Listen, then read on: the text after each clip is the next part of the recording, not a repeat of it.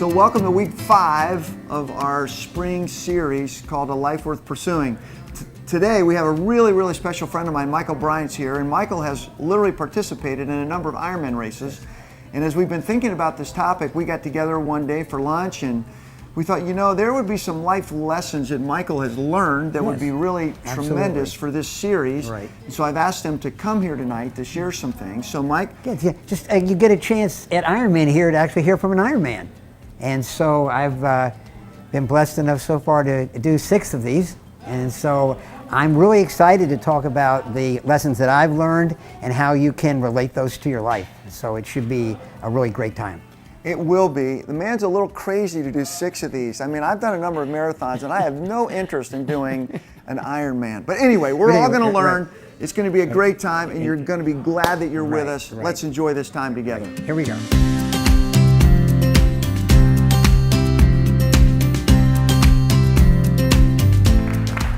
This is actually week 5 of our spring series, Life Worth Pursuing, and we're in for a real treat tonight. I've been really looking forward to this for a number of reasons, but you know, when you have a good friend that you really like, you just want to introduce them to some other people to give you an excuse, whatever. This is a good buddy, Michael Bryant. Michael and I have been buddies for quite some time, and we get together periodically at lunch, and one of the things that we share is this love of running.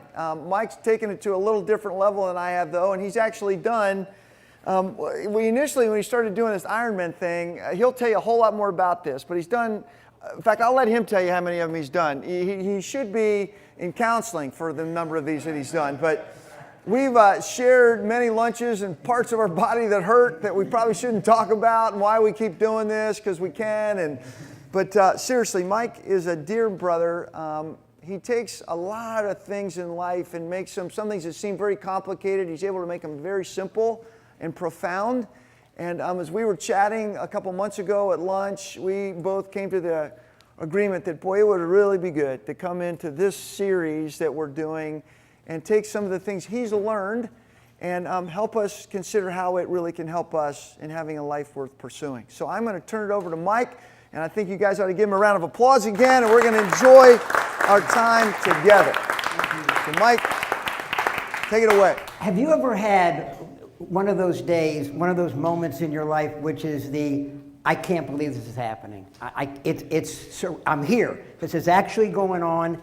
It's actually happening. You know, it might have been the day you got married. It might have been the day one of your children was born. But it's like, is this really actually taking place? Well, you know, I've been lucky enough because I had that day with my wife when I was really, is she actually going to really do this? Is she really going to marry me?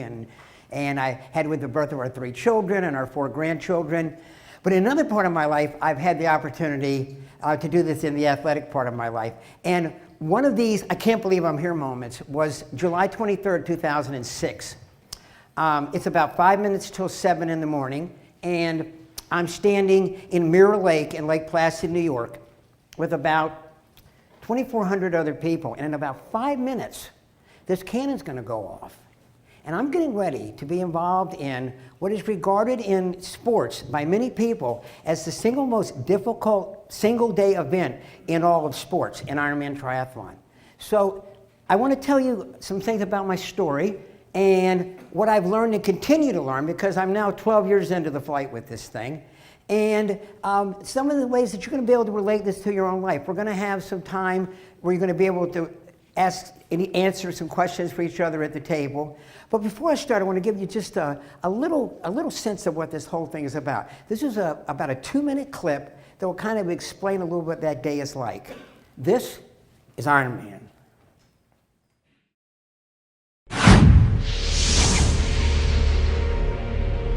Ironman is every person trying to find out what he can do.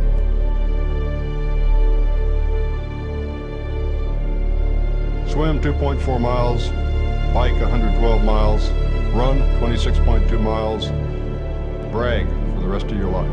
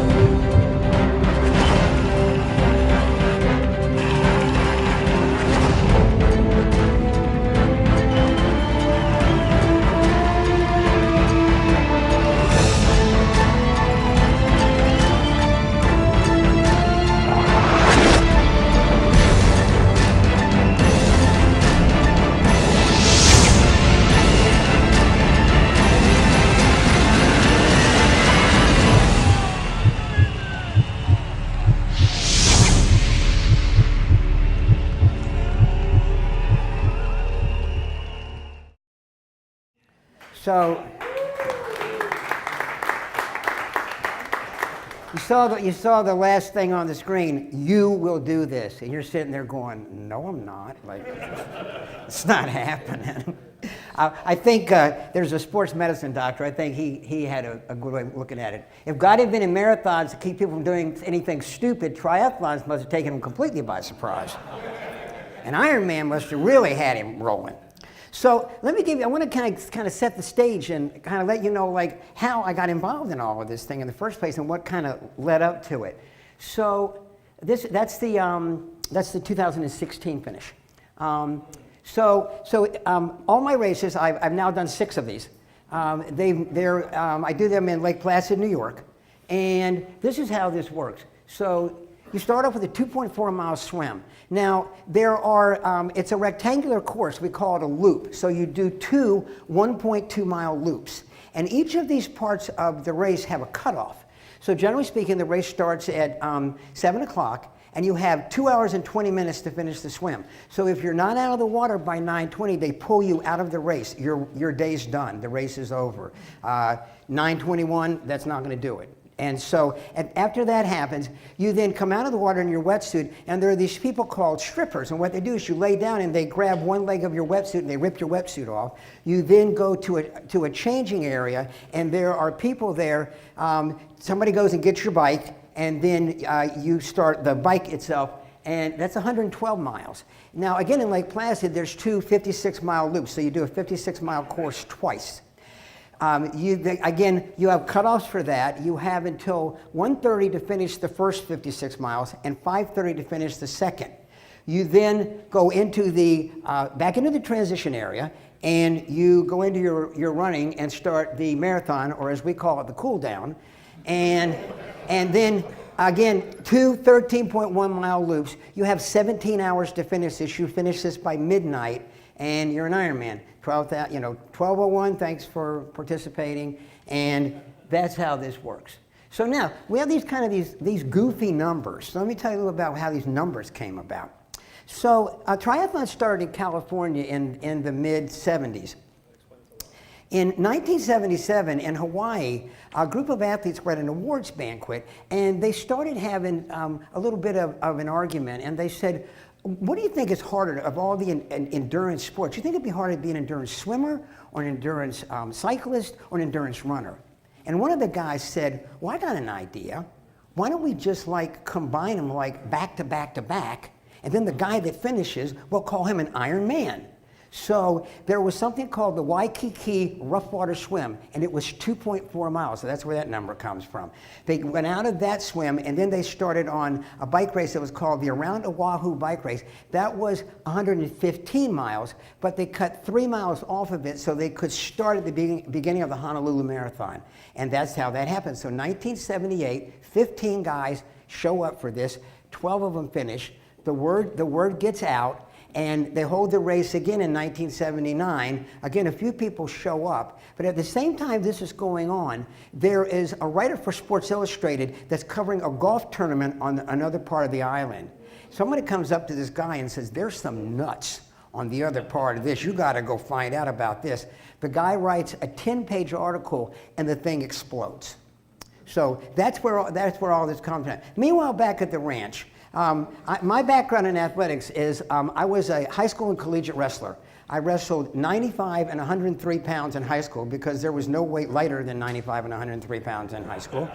And in college, I wrestled 118 pounds because there was no weight lighter than 118. So basically, I just wasn't always as big as the kind of point I'm trying to make.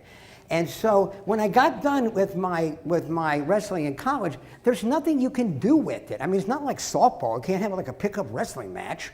And so I just kind of did what a lot of people do. I kind of laid around and got out of shape for a few years.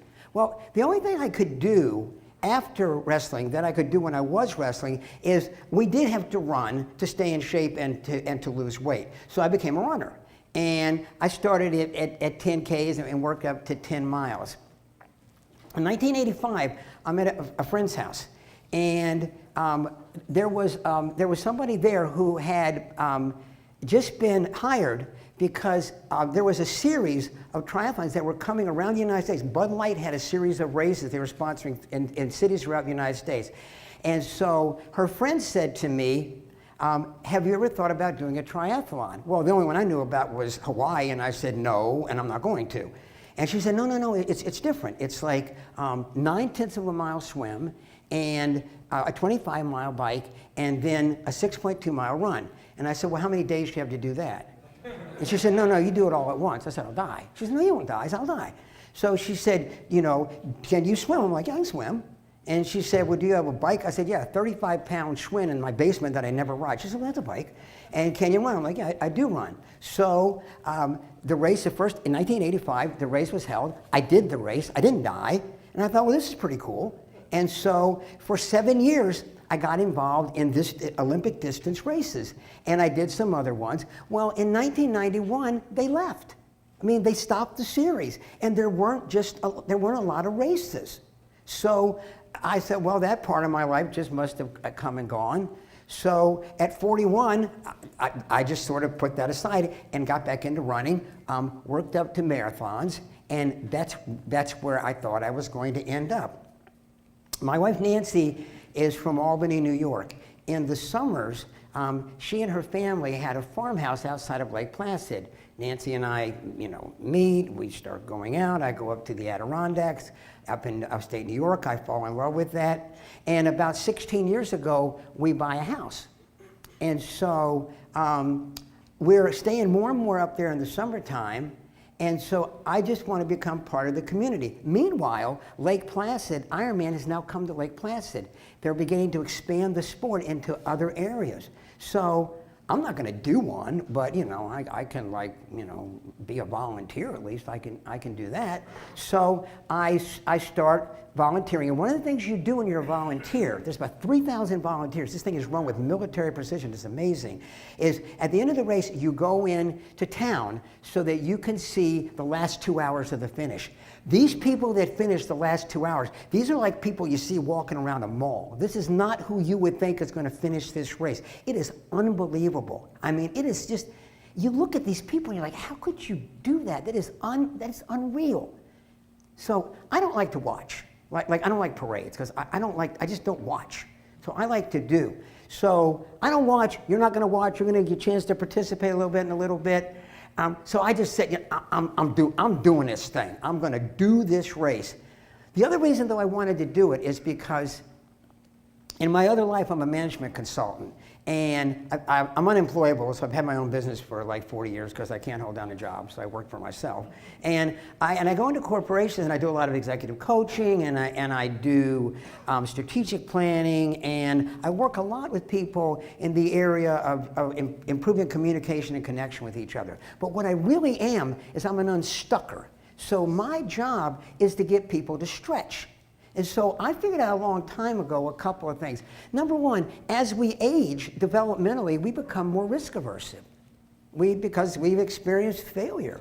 And we have an ever shrinking comfort zone. We like to do the same thing. We like to go to the same restaurants. We like to sit in the same seat. And I thought, you know what? The deal seems to be, the way God's wired us seems to be no risk, no growth.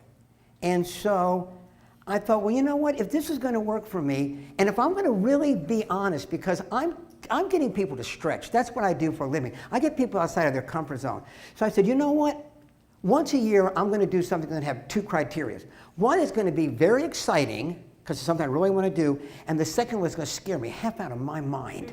And I thought, this would be perfect. This would be just what the doctor ordered. So, I've dubbed the first one, What Was I Thinking? So let me give you just a little bit of background here. I'm 56 years old.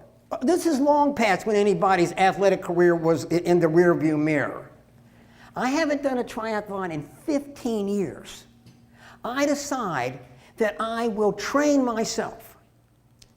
Training consists of going from one overuse injury to the other. I mean, we're fearfully and wonderfully made, it says in Psalms. Not so much, I'm feeling. I think he must have missed me. I'm feeling, if there was a fourth discipline called rehab, I would have been smoking it. Because what I'm basically doing is I'm just going from one overuse injury to the other because I have no idea what I'm doing.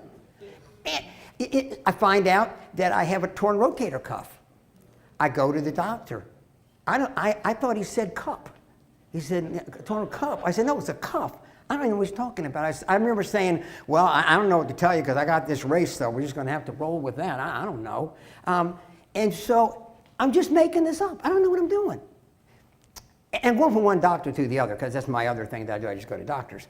So one of the doctors I met, he said, you know, he works on triathletes.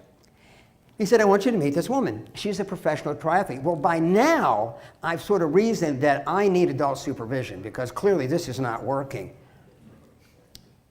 10 weeks before the race, I have never ridden a bike more than 35 miles in my entire life. 10 weeks later, I'm going to have to ride 112 miles after swimming 2.4 miles, but before running 26.2 miles. I begin to get concerned. I tell my new coach now my entire story. She listens to me and promises to keep me in her thoughts and prayers. That's my beginning of my first Ironman. This is like, look at this. This is like PLACID. Is this amazing? Like, who wouldn't want to go there? This is unbelievable. That's Mirror Lake. That's where the swim takes place. This is Mirror Lake on Ironman Sunday. Remember I told you it's got this is the cool thing about the swim. It's got a cable. You swim in a dead straight line. That's why those people are lined up like that, because they're following a cable. This is what it looks like from a long distance. For the first 4 of these, this is what it looks like up close. We call this fish in a boxing match. I mean, this is a trip. I'm way, way over to the farthest top of that screen. So what I do is I start there, and then I go wide. It's a little bit longer, but less traffic. And then I hit the cable or wire. I mean, it's a free-for-all. People getting punched and kicked in the head. I mean, it's nuts. All right, back to Lake Placid. Okay, so 2005, I decide I'm going to do this race.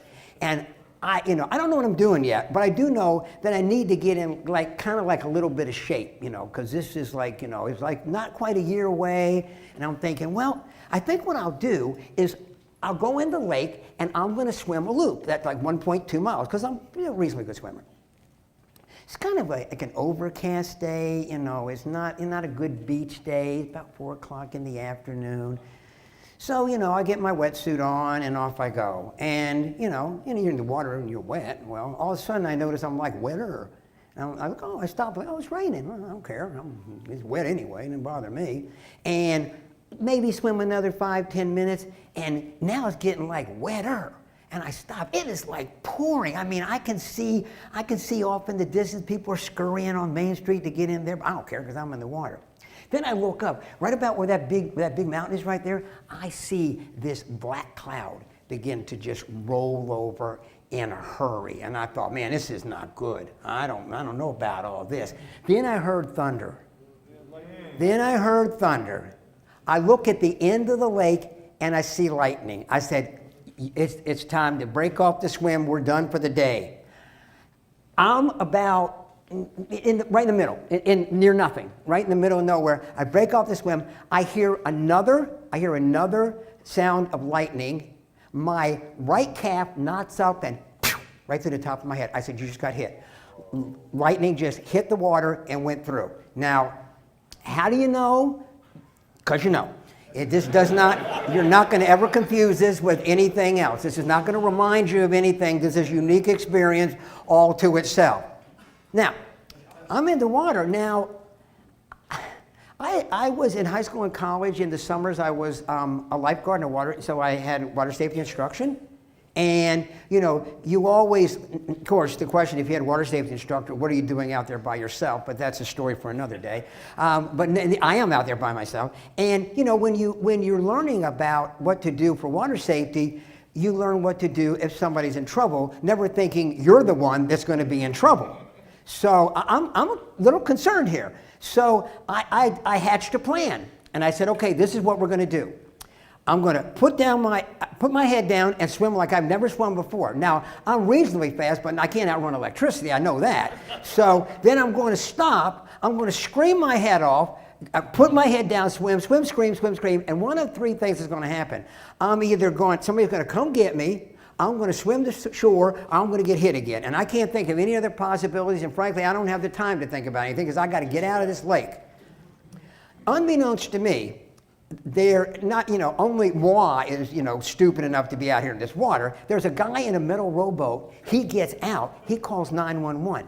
There are these two girls that are putting away boats at a boat rental, like, kayaks and canoes. They each get a 2-man kayak, and they come after me. They get out there. Are you okay? Well, yeah, I'd prefer to get out of the water. So I get out of the water. We get to the shore. I call Nancy. Where were you? I got hit by lightning. Are you okay? Yeah, I think I'm okay. I'm talking to you. I go in to change. She says, what do you want to do? I said, I'm hungry. I have no idea where that came from. I don't know if lightning works up an appetite. I don't know what that's about. I go in, I change. I come out. They're looking for me. EMTs, cops. There's a crowd. Nobody saw me get out. So I go over and I tap one of the, the cops, and I'm like, everybody can go home now. We're good. Thank you. Now, there's not much that happens up there. I mean, there's really not much news. Remember when you were in school, like how I spent my summer vacation? If I had written in school this is what my report would have said. Rescued before lightning could hit. Woman helps that man. Okay, I am like headlines like this big. This is news up here. So now the word gets out, lightning man. And I'm not, so, oh, you're lightning man. No, I'm not lightning man. I'm just some regular guy that got hit by lightning. Okay. So this is how I really get. We're not even a year. We're a year away, and I'm already started. This is my first athletic endeavor just to get ready for this thing. So we can tell this is just going to be spectacular. But I thought about it. Lightning strikes. I mean, think about this. Change can happen suddenly. You go to work, you find out you're laid off. You find out that all of a sudden there's a problem with one of your kids that you didn't know about. I mean, it can happen all of a sudden. When it does happen, you need to develop a plan and focus on what you can control, not the chaos that's going on already. I can't do much about being in that lake. I mean, it happened. I got to do something about it. Too often what happens is we get stuck on the problem for a while and we're not able to start thinking about a solution. You get help. You get help. I was more than happy to see those people. So if it's a problem with the job, maybe what you need to do to reach out to some people. If it's a problem in a relationship, we have all kinds of resources here to help with that. And then the last thing is learn from the experience. Let me tell you what it's like now to watch me go in the water in Lake Placid. First of all, if there's not some blue, I'm not going in. I mean, it's just not happening. You got to have some blue in the sky somewhere. I've actually gotten in the water and in 2 minutes gotten out of the water. And somebody comes up and says, what are you doing? I said, I got hit by lightning. And they just look at me like, wow, glad it wasn't me. And, sorry it's you. And then that's how I do my day. So lightning can strike. Lesson number 1. Lesson number 2 is something I call the Snickers story. Now, of course, I know many of you have many Snickers stories, so this is probably going to be a different Snickers story, but this is a unique Snickers story. Okay. So I told you that on the 56-mile loop, you do it twice. Between the two loops, there are things called special needs bags. So before the race starts, you put things in that bag so you don't have to carry it on your bike. And when you do the marathon, they have the same thing, so you don't have to have so much stuff. So you might be like spare tubes or a change of socks or different kinds of things to wear if the weather changes, or something related to your nutrition. Because as it turns out, dialing in your nutrition is as important as being physically fit, because there's a certain amount of caloric intake you have to take. I mean, your metabolism is burning like a furnace. And if you don't get that right, then what can happen is you can do what's called bunk. And when you bunk, that means that you've just run out of gas. And by the time you realize that you have, it's too late.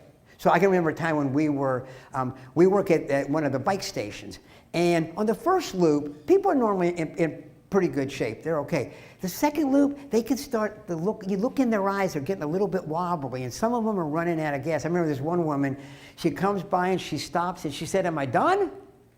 She's about 15 miles from the finish, by the way. Am I done? We said, yeah, y'all done. She said, how did I do? We said, well, you did great. She had no idea where she was. I mean, because she had lost the nutrition. So one of the things that I wanted in my special needs bag that was not going to be on any of the aid stations was a Snickers bar. Now, I didn't want like this Snickers bar. I didn't want this one. I wanted this heat-seeking missile right here. I mean, I wanted one of these. I mean, you got to get a permit to carry this thing right here.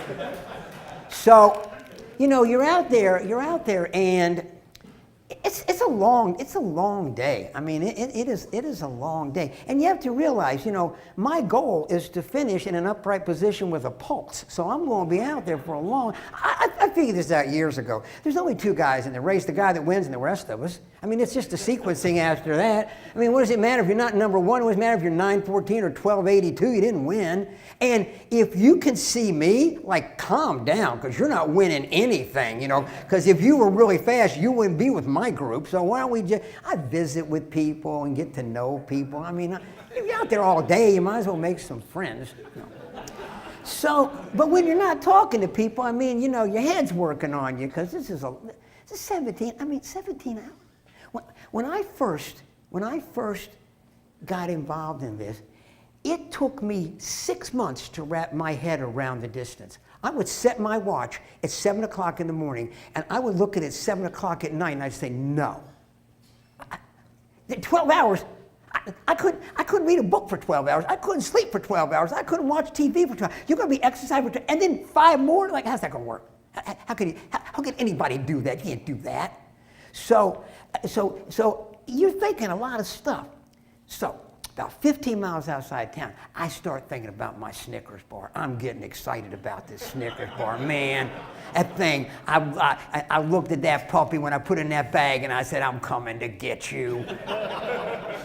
10 miles out, we're on 10 miles from my Snickers. 5 miles, it's almost there. So you get in there, and what they do is they see your number they get your race number, and then all of the bags are in a numerical order. So they shout your number ahead, and somebody runs out real fast. Can I help you? Just my Snickers bar, please. I take my Snickers bar. I lovingly look at my Snickers bar. And it's now time to eat. No, let's not eat it yet, because now you're getting to ride into town, and it's wild. There are 20,000 people 6 deep. It's nuts. And, you know, they can see your name and go, Michael. And I look at this guy, started laughing. I said, I'll never be this famous again for the rest of my life. This is so cool. I'm not eating my Snickers yet. I'm going to go take all this in. Get out of town. I'm like, okay, now it's time to eat your Snickers bar. But no, not yet, because coming up is a 7-mile descent down the side of a mountain. People going down this puppy 55 miles and above. I mean, I'm about a 40-mile-an-hour guy. They're passing me like I'm going backwards. And I'm like, okay, well, we need both hands on the wheel. So let's just take this thing, and in the back of your tri-jersey, you have these pockets. So we'll just take that, stick it back. I dropped my Snickers. I dropped my Snickers. Here goes my Snickers, bouncing up the road like a little, I dropped my Snickers. I wanted to stop and say, I didn't touch it, somebody eat it. Somebody said, well, could you go back? I'm like, no, it's like a one-way street. All bikes are going in one direction real fast. I'm thinking, I can't believe I dropped my Snickers. This little voice came in my head and said, listen, if the worst thing that happens to you on a 2.4-mile swim and a 112-mile bike and a marathon is that you drop a candy bar, that's a good day. Why don't you shut your little pie hole, get back in the race, and let's get going, which I did. And, you know, there were a couple of little glitches, but by and large, it was a really good day. So I started thinking, you know, we drop our Snickers. I mean, we do. From time to time, you make mistakes, experience problems, deal with disappointments, have expectations, and they don't get realized. How we handle those, that determines. So when something doesn't go our way, you know, do we blow our tops? Do we shut down? Do we start blaming people? Like, what do we do? None of that's going to help me. I got a race to run. So is the focus going to be on the larger picture, which is the race? Is the focus going to be on what's really going on, or is the focus going to be on the event itself? how you cannot oftentimes, you don't get to control everything that happens to you, but you have total control over your response. So what I want you to do now is I want you to turn to one person at your table and have a couple of questions. I want you to take about 3 minutes apiece, and I want you to answer these questions for each other. When life surprises you, how do you typically respond, and how would you like to respond? So take about 3 minutes apiece. I'll let you know when you're 3 minutes up, and you can switch. And see if you come up with an example for each other. Talk about that now for a few minutes.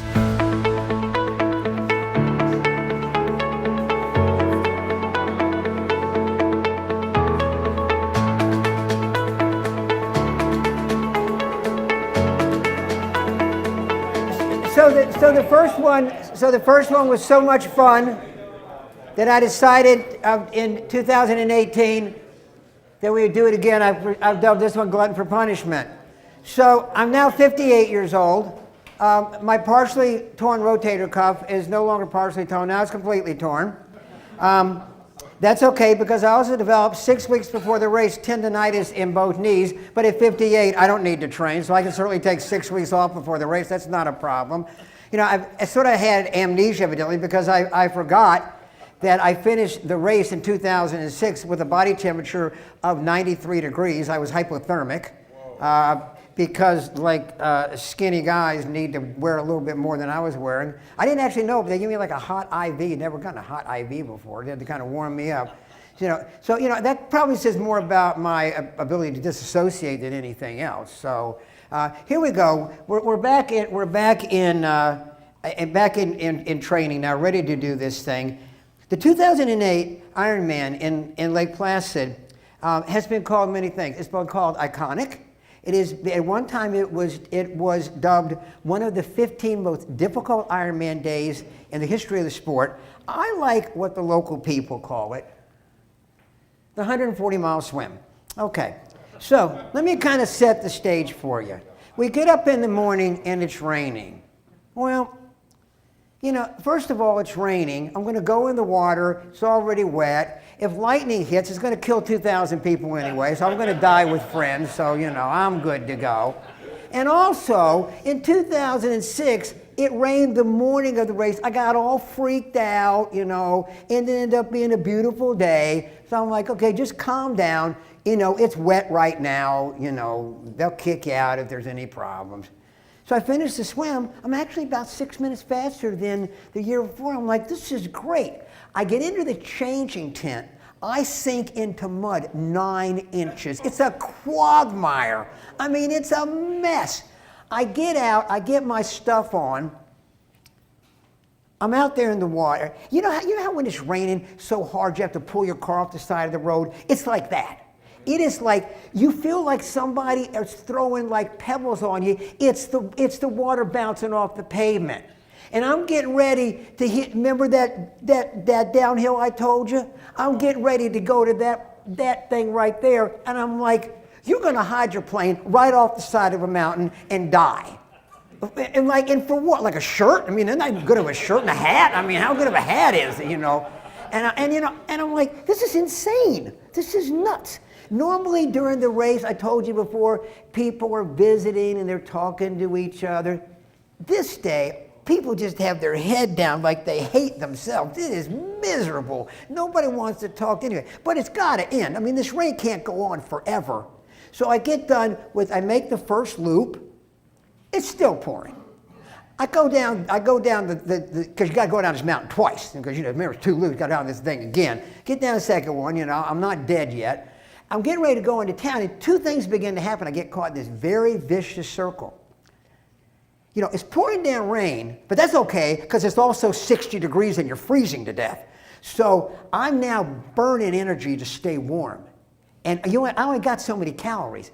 And the longer you're out there, the tireder you get, and the tireder you get, the longer you're out there, and you get in this very vicious circle. I come into the town where the kids are working at the aid station, and I got about 30 more miles to go before I start the marathon. And I mean, I've like been into this thing, I'm like about 8.5 hours into this thing already, and I'm like, how's this gonna happen? So my motivational, I have 2 motivational tapes I play in my head. The first one is shut up, shut up, shut up, shut up. Shut up, you know. My second one is a little more sarcastic. It's not called Iron Boy, not called Iron Lad. That's not what it's called, you know. And, you know, and who told you to do this? I mean, you know, just I won't hear about it. So I'm not very patient with myself during the race. So I get into town. The cutoff's at 5:30. I come rolling in about 5 after 5, but I'm still in the race, you know, survive in advance. Now, I've run before in the rain, and it's still raining, so I go out. The first maybe 5 or 6 miles, I cover that in like an hour. I'm like, we're doing all right. I mean, you know, I still have like almost 7 hours. The next 2 hours, I go 7 miles. I mean, it like hits me like a ton of bricks. I mean, I'm toast. I get into town, I see Nancy. I said, I don't know if I'm gonna finish, but I'm not gonna quit. Back on the race I go. Now it stopped raining, but I don't believe it's ever going to stop. I think it's going to rain forever. I'm wearing a rain jacket. And by now it's getting late into the race. And as it gets later in the race, and there are less and less participants, they begin to take down the tables at the aid station. I mean, the race is like pretty much over. And it's called an out and back. So you on the run, you go out, you turn around, you come back. As I'm coming back for the last maybe 7, 8 miles of this thing, I've heard about this, but there's what's called a trailing vehicle. And what it does is it goes out on the course when there are certain people that are not going to be able to finish and picks them up. I'm looking at this thing. I'm like, you're not talking about me. I mean, I have not been out all this time. That's not happening. And so 3 things happened simultaneously. The first thing that happened was I saw a sign. The race is always held on a Sunday. And the sign simply said, don't make a decision today that you'll regret on Monday. In other words, you're exhausted now, but once you get a good night's sleep, you're going to have a different perspective. The second one was something my coach said to me, because she knew how injured I was. And I said, do you think I can finish? And she simply said, if you want to, you will. And the third thing that happened, we'd gone to an Episcopalian church service the night before the race, and the priest was also an Ironman. And he said, some good things are going to happen to you tomorrow, but they're not going to last. I thought, well, that's inspirational. Thank you. I really don't have to carry that with me. But then he said, some bad things are going to happen to you, and they're not going to last either. And I hung on. You know, I mean, Jesus promised that we will have troubles in this life. We will not you might, like you will. And I was. And I was glad to confirm that, you know, that I was having trouble. And I basically, that all came together. I took off that raincoat. It had stopped by now. It hadn't been raining for a while. I threw it into the woods. I saw 2 people in front of me, and I said, let's go get them. Now, I'm not running yet, but we're moving. 5 more in front of them. Long story short, I passed about 30 people and finished with about 15 minutes to spare, but I finished. The reason that I was able to do that in large measure was because I was able to keep this positive attitude in my head. So there's a handout, but I want to kind of review a little bit for those that don't have it. Some really interesting things that there's a whole field of behavioral science called positive psychology. What they actually have studied is what is it that makes positive people positive? Why are some people positive? Like, how does that work? And these are some things that the research indicates. First of all, optimists get paid more, they're healthier, they're happier, and they're better at solving problems. I mean, think about this. What would you rather be around, a positive or a negative person? Would you rather work with a positive or negative? Who would you rather be around? That's not really difficult to figure out. They tend to be more successful. Well, people tend to gravitate to them. Of course they do.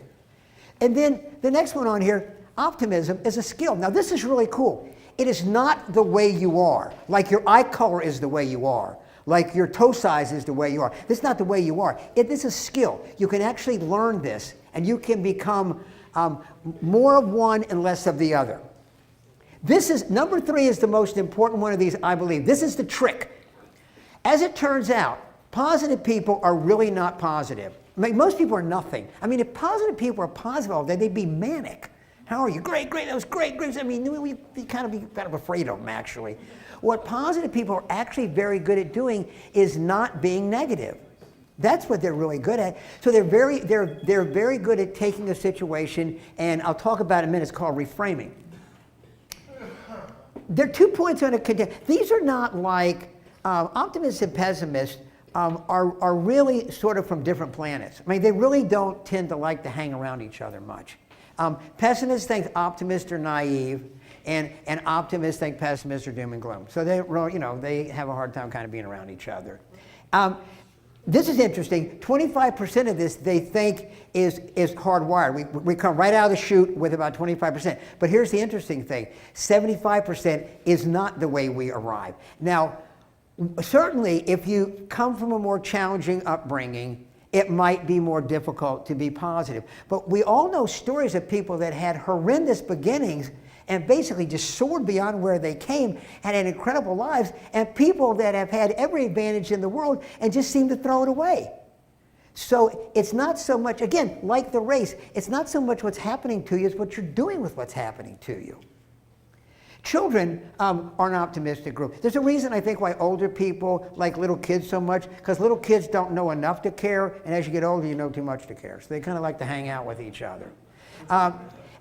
Females are more optimistic because they have access to a wider range of emotions than males do. The way that we've been culturalized is that males are what's called double defended. We are culturalized that we're not supposed to have emotions and we're not supposed to express them. So oftentimes, men have a hard time connecting words with feelings. Females, by the way, don't get it much better because females are culturalized that they're allowed to have emotions, but only positive emotions. So nobody got an easy ride with this part. It can ebb and flow during the day. So obviously, if you're tired or you don't feel well, you're not going to be. I mean, if you go to a doctor's office, not a lot of positive people sitting around there. I mean, you don't feel good. You're not going to be. You know, the time of day. You know, you think about the time of day. Sometimes a day you're in a better mood. So the secret of staying optimistic is really this voice that you hear in your head. Now, if you just said, I don't hear voices in my head, you just talk to yourself. I don't talk to myself. You just talk to yourself. You said, I don't talk to myself. We have a voice that, so one voice affirms us and says it's going to be okay, and the other one criticizes us. By the time you're 8 years old, they think that this is pretty much it. Now, here's the most amazing thing I think is most interesting. The research indicates about 70% of the negative thoughts we have, we're not aware of them. They're kind of off on the side. Have you ever had a situation where you're talking to somebody, you're like, why are you in a bad mood? I'm not in a bad mood. Well, because that's out of their awareness. So that's what's going on with that. But here's some interesting things that we can do about this, which I think is what's really cool. So concentrate on what you want to happen as opposed to what you don't like. Human beings have a very interesting habit of communicating what they want by communicating what they don't want. Like couples do this all the time. I can't stand when you do that. What do you want me to do? Not that. Okay, I won't. What do you want me to do? Don't do that. I'm not going to do that. So we have a hard time sometimes thinking about what we actually want. So that's one of the things we can learn. When worry begins, focus on past successes. Worry is actually an attempt to solve something that hasn't occurred. Worry is like living in the future. You know, you can think about next Thursday, but you can't be next Thursday because it's like here. Like, what if that happens? Well, what if it doesn't happen? You know, it might. So some people actually do pre-worrying. Like they just worry ahead before the worry. And other people are designated worriers. They worry for other people besides themselves because they got so much worry time on their hands. So the bottom line is you look at this and you say, okay, energy follows attention. So when you have the urge to complain, whatever you give more time to, you gets bigger. So the first thing to do is stop telling it to yourself. What will begin to happen? It'll begin to dissipate. Now, we're not saying you don't have needs and wants and they're not changes you have made, but it's the ability to talk about what we want more than what we don't like. Don't commiserate with negative people. Talk positively, change the subject, walk away. Like, you ever been around a negative person, like, nice talking to you? No, it wasn't. You can't wait for them to get out of your airspace. It wasn't nice talking to them. Learn to argue with yourself. This is interesting. So you make a decision when you are in a negative, unresourceful state. You're reactive. So fear, anger, and fatigue are unresourceful states. So when you're tired or angry or fatigued, don't try to make a decision. You're not going to make a good decision when that happens. Being patient, positive, and reflective are positive emotional states. All right, give time, equal time to a bad situation. You need to practice what's called reframing. So after 2008, I had my rotator cuff repaired. So the surgeon said to me, so here's the deal. One of the oral surgeons did the surgery, and my physical trainer was Michael Phelps' physical trainer. So I'm telling people, if this doesn't work, it ain't the help. It's got to be the patient, because you can't get much better help than I had. My doctor said to me, you're going to have to give this. I'm not fixing your arms so you can pick a can of peaches. You're going to put demand on this. You have to give me 32 weeks. I'm like, 32 weeks? I mean, I got depressed. I'm like, how am I going to do this? So I said to myself, well, what do you want to do? And I said, I want to train. And I said, well, if you were training, what would you be doing? I said, I'd be putting on my tri-clothes, and I'd be going to the gym, and I'd be doing my workouts. And I said, okay, the R word, rehab, that is now gone from the vocabulary. These are now workouts. So I would literally get up and get dressed to go to the gym sometimes and do 10 minutes worth of these workouts. What else would I do?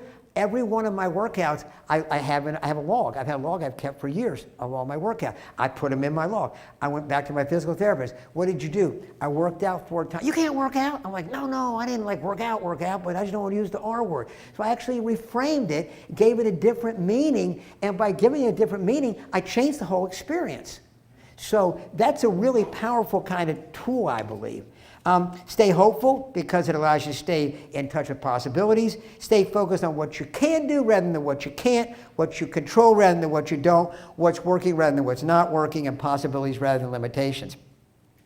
Pessimistic people are helpful in one way.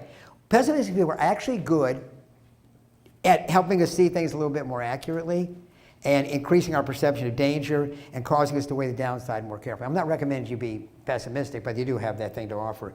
And practice gratitude. It requires you focus on the good things that are happening. Okay, so a little bit of audience participation. So, question: what percentage of Americans what percentage of Americans expect to live to be 100? What do you think number they came up with? 100. No, I mean, what number do you think? 5%. Anybody else? 10. 2. Okay. In the survey, the people in the survey said they thought 10% of the population lived to be 100. This is what percentage actually lives to be 100. 2. This is 2. Okay. I don't mean like 100 with all your marbles. I mean you just got the 3 numbers. All right. Second one. Okay. What percentage of Americans get divorced? This is pretty common knowledge. About 50%. It's been about 60, 65 years been holding it that. So they had an interesting question. They talked to people that were getting marriage licenses. Now we know 50%, and they asked the people getting the marriage licenses what they thought the likelihood, what percentage thought they would get divorced? 0, okay? One more. What percentage of people survey believe they were in the, now it's the top 50, so you got to have 50 above and 50 below. What percentage said they were in the top 50 percentile? 93%. Okay, now there's a reason by this. Human beings have something called an optimistic bias. We tend to see the world a little bit rosier than it is. It's called the optimistic bias. The reason for that is we're the only species that we know of that knows it's going to die. Like no other species knows it's going to die. And if you think about it, if we actually weren't optimistic and hopeful, I mean, that'd be kind of a little down. Did you get that paper done today? No. And what do you care? You're going to die. Well, we're having a meeting today. I'm not going because you're all going to die. And by the way, the customer, if they're not happy, they're dead too. So what do I care? They actually did. They found people that were not overly optimistic or overly pessimistic. They had a pretty accurate view of what was going on, and they found out they actually had a low-grade depression. So we actually need to be hopeful about the future. Now, it is a double-edged sword because it also allows us to do things like not eat what we shouldn't be eating and do things we shouldn't be doing to our bodies because, I'm going to be here like forever. So it does have a double-edged sword. But all those things combined basically help create this mindset about being optimistic. So now, back to your table. Next question for your table.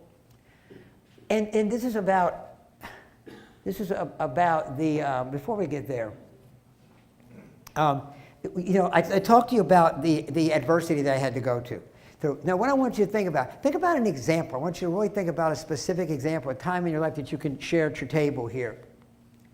When you had to dig deep to handle something in your life, it really was tough.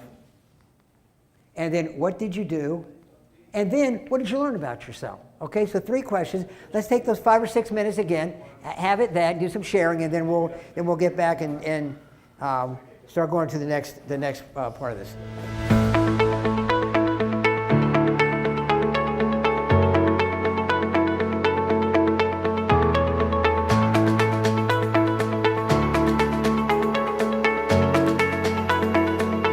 In 2010, I've dubbed this the last hurrah. My rotator cuff is fixed. I'm healthy for the first time. I have my best race, and I think I'm done. I mean, this is still peculiar to people around me. I remember somebody, I have a sticker on my car for the distance, 140.6. Somebody comes up and said, "What is that FM radio station that you're listening to?" People still don't quite get this, but I do. This particular race was the ability for me to be able to set goals and make those happen. So I want to just talk a little bit about that for a minute. Okay, goals come from folks in areas in our lives where we want more. We all want more something. More time, more love, more money, more patience, more understanding, more wisdom, more something. There's 6 questions to ask: who, what, when, where, how, and why. And now you have a handout for this, by the way. Many people make the mistake of first focusing on what they are trying to accomplish and what they want and how they're going to go about it. Those are important questions, I would suggest, but the most important question by far is the why. Because if you have what's called a compelling why, the why is very strong. The why is what's called a driver. So if you get stuck, the why is what allows you to plow through the obstacles. I'll tell you, it is crystal clear to me when I'm doing these races why I'm doing them and what the purpose of this is. I have not put in all this time to not make this thing work.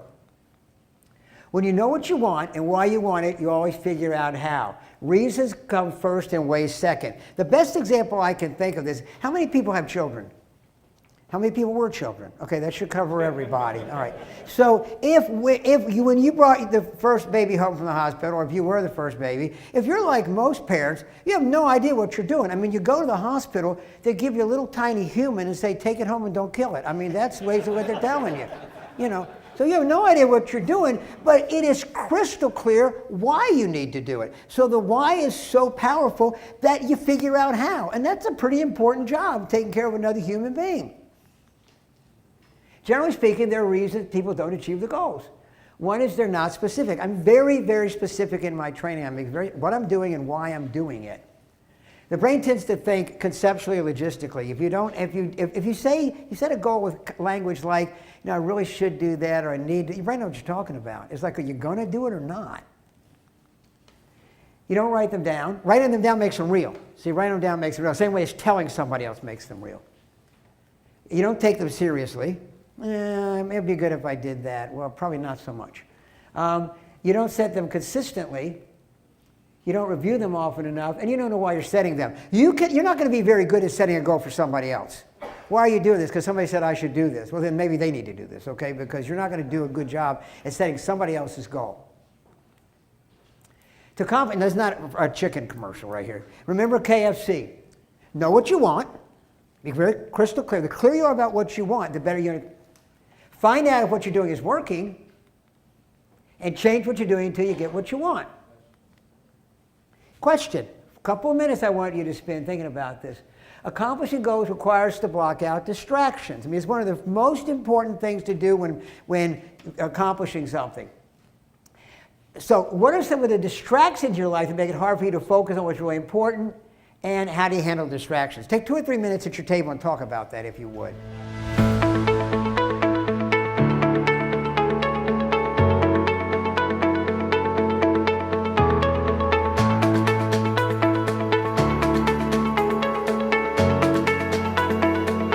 Okay, I want to wrap all this up and pull it together with one more story.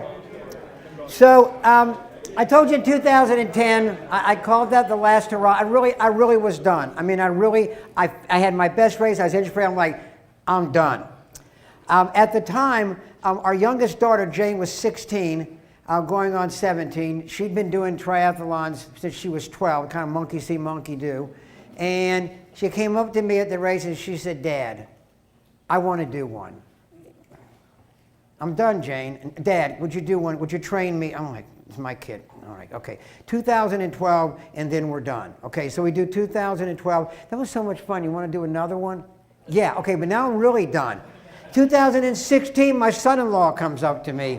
Hey, I've been watching you do these since 2006. Would you train me? 2006, off we go to the races again. Okay, now 2016. So what happened was in 2016, to get Bill ready for the race, he had done an Olympic distance. During these ensuing years, they had popularized a shorter distance. It's called the 70.3. It's the half Ironman. So it's 1.2 miles, 56-mile swim, and a half marathon. So we went to Raleigh, North Carolina in June prior to the July Ironman so that he could do a half Ironman. Well, a funny thing happened at the Raleigh half Ironman. I suddenly find out that I'm actually a competitor, not a participant. I finished second in my age group. I'm like, holy smokes. Like, I've always just been showing up. I always want to just, finish alive. I can actually, place in this thing. So that gets me thinking, and I'm like, okay, so by 2016, I'm 66 years old. And as you age up, the age groups are in 5-year increments. So I'm the 65 to 69 age group. And so I'm thinking, okay, I'd like to have a shot at going to the World Championship in Hawaii, but I don't have a prayer until I'm 70 years old, because then I'll be the baby, because I'll be in the 70 to 74. So what I'm going to do is, I got enough tread on the tires here, so I'm going to start doing half Ironman. So I'll do in 2016, 17, 18, and 19, I'll do a half, and then I'll do my next full in 2020. That's my plan. So Lake Placid, the half Ironman has come to Lake Placid. Last year, I think this is great. It's the first one. I'm going to get to do this. I can do this. I know this one. I've done this a bazillion times. So we get some lessons that happen with this. So the first one is life is full of surprises. All right, so I get to the transition area. It's not like in the full. In the full, you have a tent and helpers and stuff. On the shorter ones, you rack your bike the night before. Then you have to go out in the morning and put all your running and bike stuff right next to your bike, so you can, when you get out, you can do your own transition there. So I get there about 6 o'clock. They're going to kick you out of the transition area at 6:30 because the swim's going to start a little around 8 or something, I think. I forgot what it was. And so a guy, kind of like all the old guys are in the same group, and a guy looks over and goes, you just flatted. I have a flat tire. I haven't even started the race and I have a flat tire. I'm like, okay, that was a surprise I had to deal with. But I mean, if you think about it, life's full of surprises. A phone call's not returned. Your spouse said they fill up the car, you get in, it's on E. I mean, life can be full of surprises. And how you adapt and adjust. So I had to adapt and adjust that very quickly. Now, one of the great things about this time of year up there is that it's 71 degrees. And that's really amazing. What was not amazing was the Canadian high that shows up a week before the race. Just sits over Lake Placid. We're already in the mountains. And the temperature begins to drop. Things may sometimes get worse before they get better. And so as it drops, it is really clear sky, so all the heat's just going up. And I'm looking at the temperature at night. 55, 50, 48, 42, 43. It's now hovering in Lake Placid somewhere in the mid to upper 30s. Okay, I don't do this in the mid to upper 30s. This isn't how we're. The water is getting to be a balmy 62 degrees. I go out the week before the race because I need to get kind of acclimated. I'm freezing. I mean, this is cold. Race day gets there, I'm looking like an aqua mummy. I got on neoprene sleeves, I got a neoprene cap, I got booties. And what's happened is that mass start you saw earlier, they've changed that. And for safety, they have something called Smart Swim. So you line up in a group and they put you in little waves, you just kind of walk in together. That's okay, except there's 2,200 people, almost, and they're bringing them in groups of 20. So I'm standing there for 40 minutes. By the time I get in, race day morning, it's 38 degrees. 38 degrees, and I'm staying in my wetsuit, which is not like being like wrapped in like a warm coat or anything. I mean, it's not that warm. Now I'm freezing cold, getting into freezing cold. It's the slowest swim I've ever had up there. I get out of the water, I can't feel my hands. I mean, they're numb. I can't feel my hands. So sometimes it gets worse before they get better. I mean, your boss calls you in, you know, business is slow, tells you going to let you go. A loved one, they get a diagnosis. You go to the doctor, the diagnosis is worse than they thought it was. So sometimes things can get worse before they get better. I get out of the water, I can't feel my hands, and then I go to the stripper, and she whips the wetsuit off. Now, I want you to try this some morning. I want you to get in the shower, like in a pair of shorts, when it's about 38 degrees, and go outside and just run around your house, and just tell me how that works for you, okay? I mean, now I'm literally shivering. The transition area normally takes about, 5 to 8 minutes. I'm in there 25 minutes. My wife thinks somebody's kidnapped me. I mean, where's he coming? I mean, almost everybody is leaving on their bikes. There's like nobody there almost. And I'm by there, but I can't get my gloves on. I'm just shaking like a leaf. And I'm like, but I stayed focused. Think about it at home sometime. You're trying to get something done. You have the dog, the kids, the phone. You're trying to get something done at work. Somebody decides, one of your talkative coworkers comes and just wants to start telling you something. It can be really hard to block out distractions. But I had a plan. I get out of the bike, I look at my wife, and I holler to her, it ain't a swim meet. This is a triathlon. I still got a 56-mile bike and a 13-mile run ahead of me. And I hatch my plan. I got to have something to do. I get on the course. There's no one there. I don't mean there's a lot of people. I mean 0 humans. There's no one out there. There's no fans. There's no cyclists. I might as well be on a training run at 5 o'clock in the morning. It's like a ghost town.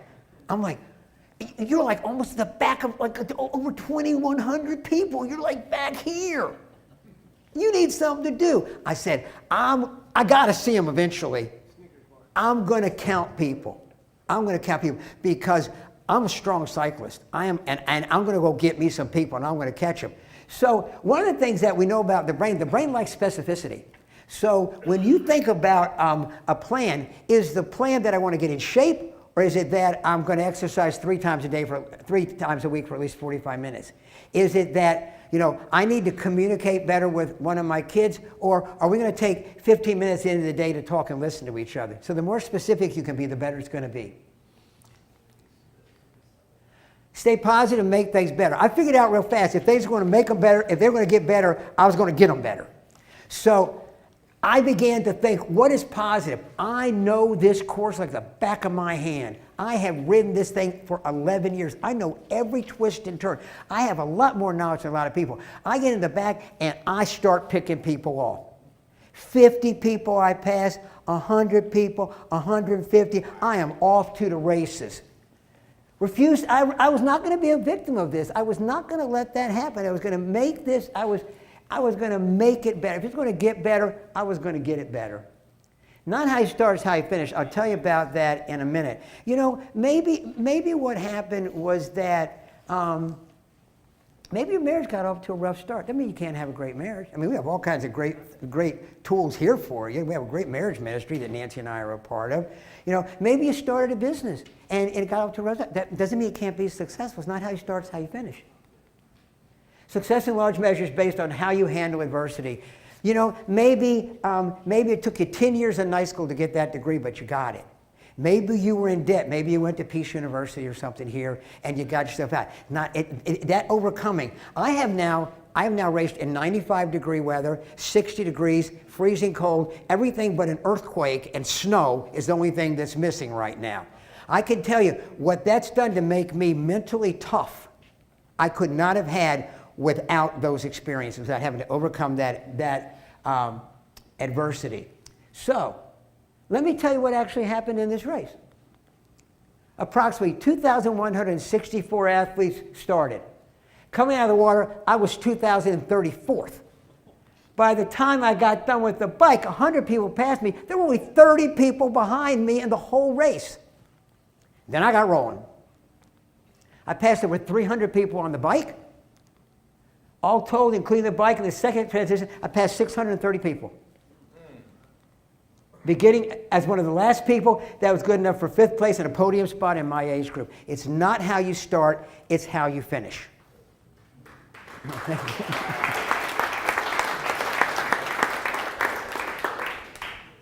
Here's the instructions that they give us at the beginning of the race.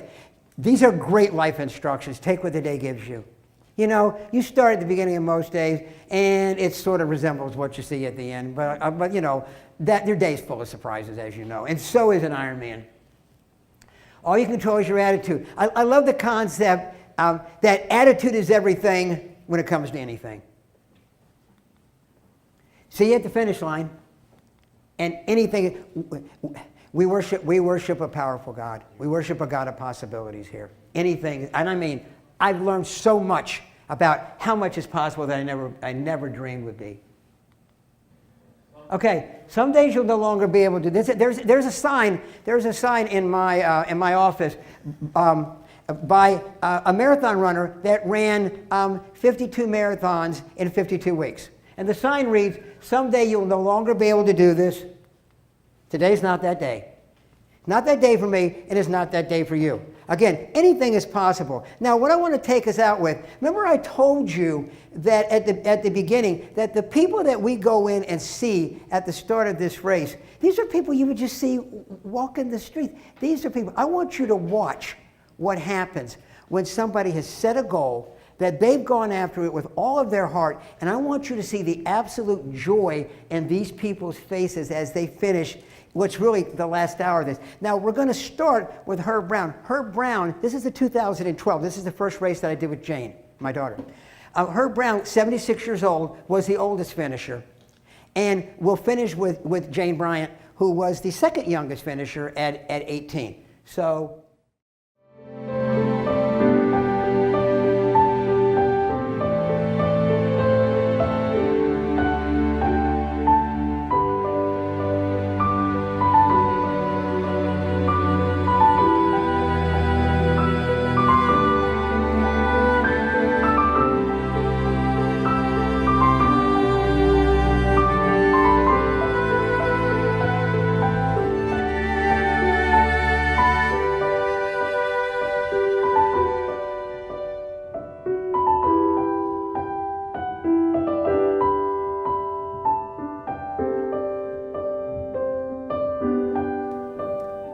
"5 foot tall and 100 pounds of mean." There she is right there.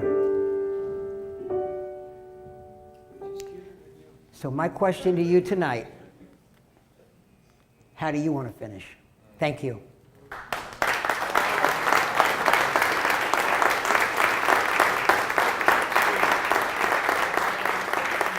Hey, so for next week, week 6, we're going to begin to spend some time thinking about this word pursue, but maybe from a little different angle. Not only about what we pursue, but mostly this week about someone pursuing us. I don't know when the last time you've ever considered that, or has anyone ever pursued you. But we're going to take a look at that, share some stories, some experiences. And if you get some time this week, I'd really encourage you to take a look at Luke chapter 15 and really begin to think about the father in the story of the prodigal son and what it is that he has done to truly pursue his son. There's a lot there, and maybe there's some stuff there you haven't seen before. It's going to be a tremendous time next week in this series, A Life Worth Pursuing. Hope to see you then.